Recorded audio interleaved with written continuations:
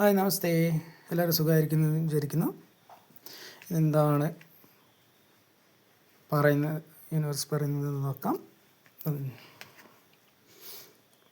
4 of cups, അവളുടെ മുന്നിലുള്ള കപ്പുകൾ മുൻകാല അനുഭവങ്ങളെയും ഇപ്പോഴത്തെ സുഖങ്ങളെയും നിരാശകളെയും പ്രതിനിധീകരിക്കുന്നു.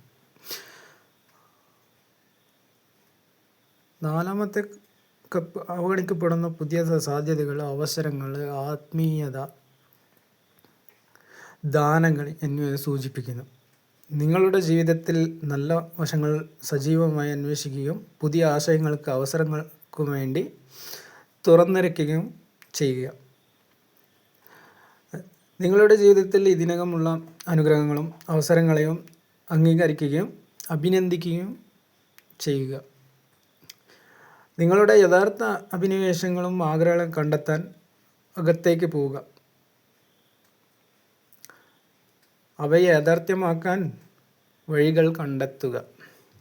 നിങ്ങൾ കുടുങ്ങിക്കിടക്കുന്നുണ്ടെങ്കിൽ നിങ്ങൾക്ക് അനുയോജ്യമായ സാഹചര്യത്തിലേക്ക് അടുക്കാൻ നിങ്ങൾക്ക് വരുത്താൻ കഴിയുന്ന ഒരു ചെറിയ മാറ്റങ്ങൾ നിങ്ങളുടെ ജീവിതത്തിൽ വരുത്തുക.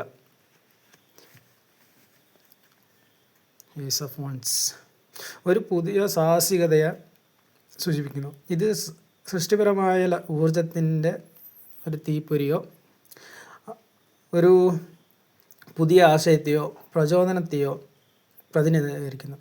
ഒരു ലക്ഷ്യം നേടാനുള്ള അഭിനിവേശം, പ്രചോദനം, പ്രേരണ എന്നിവയാണ്. ഒരു കുതിച്ചുചാട്ടത്തിൻ്റെ ഉൾക്കൊള്ളാനും നിങ്ങളുടെ ആഗ്രഹങ്ങളിലും ആശയത്തിലും മുൻകൈ എടുക്കാനും പ്രവർത്തിക്കാനും ഇത് നിങ്ങളെ പ്രോത്സാഹിപ്പിക്കുന്നു. ഇത് വളർച്ച, പുരോഗതി എന്നിവയെ സൂചിപ്പിക്കുന്നു. അടുത്തത് ജസ്റ്റിസ് ആണ്.